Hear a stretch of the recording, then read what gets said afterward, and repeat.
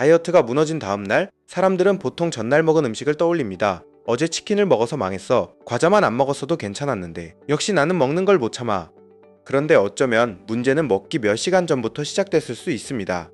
2013년 미국 UC 버클리의 연구팀은 꽤 흥미로운 실험을 했습니다. 사람들을 충분히 잠을 잔 상태와 밤을 새운 상태에서 비교했습니다. 그리고 음식 사진을 보여줬습니다. 샐러드 같은 음식도 있었고 피자나 도넛처럼 칼로리가 높은 음식도 있었습니다.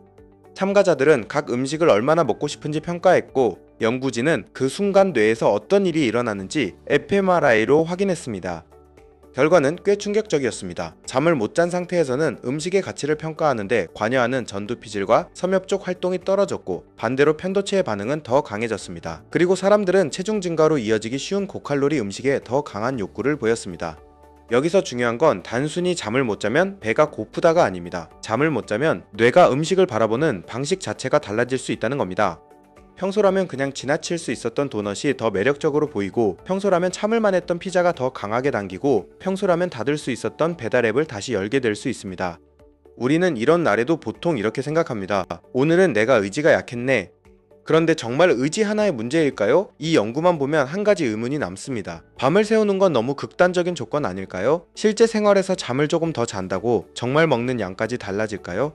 그래서 두 번째 연구가 중요합니다. 2022년 미국 시카고대학교 연구팀은 평소 하루 6시간 반보다 적게 자는 과체중 성인 80명을 모집했습니다. 그리고 무작위로 두 그룹으로 나눴습니다. 한 그룹은 평소처럼 생활했습니다. 다른 그룹은 개인별 수면 상담을 받고 잠을 잘 수 있는 시간을 늘렸습니다. 여기서 재밌는 건 연구진이 특별한 다이어트를 시키지 않았다는 겁니다. 칼로리를 줄이라고 하지도 않았고 닭가슴살을 먹으라고 하지도 않았고 운동량을 늘리라고 하지도 않았습니다. 사람들은 평소처럼 집에서 생활했습니다. 달라진 건 수면이었습니다. 결과적으로 수면을 늘린 그룹은 대조군과 비교했을 때 하루 에너지 섭취가 약 270칼로리 적었습니다.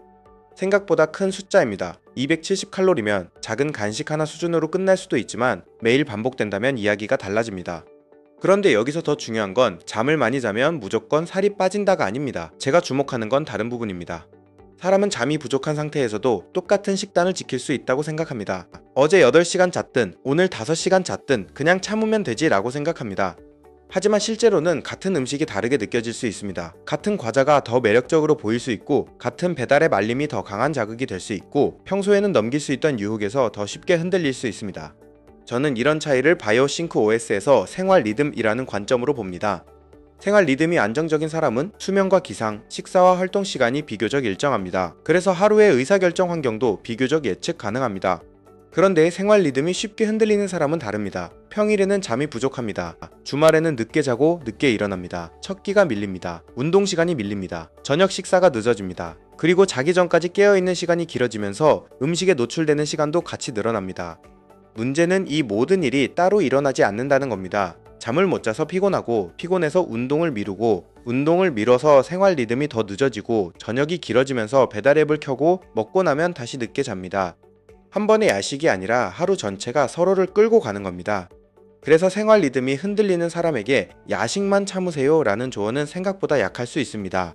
마지막 행동 하나만 막으려고 하기 때문입니다. 이런 사람에게는 오히려 야식이 시작되기 전에 조건을 바꾸는 게 중요합니다.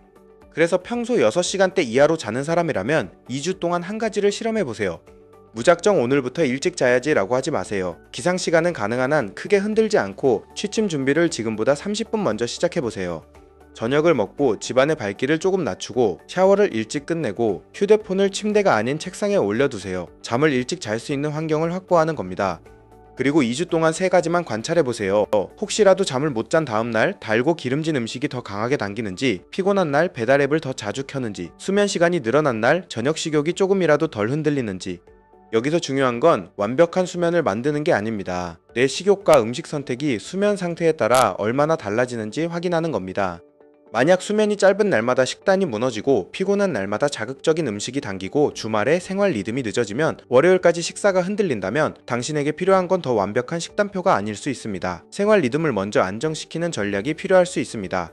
그리고 재밌는 건 이런 사람들도 이상할 정도로 비슷한 말을 합니다. 잠을 못 잔 날은 이상하게 당겨요. 피곤하면 그냥 배달시키게 돼요. 주말에 한번 늦게 자면 며칠 동안 계속 꼬여요. 식단은 아는데 피곤한 날에는 아무 생각도 하기 싫어요. 이 문장들이 유독 익숙하게 들린다면 당신은 의지가 약한 게 아니라 생활 리듬이 흔들릴 때 식단까지 같이 흔들리는 타입일 수 있습니다. 그리고 다이어트에서 정말 먼저 찾아야 하는 건 남들이 성공한 완벽한 루틴이 아니라 내가 어떤 조건에서 반복해서 무너지는지일지도 모릅니다.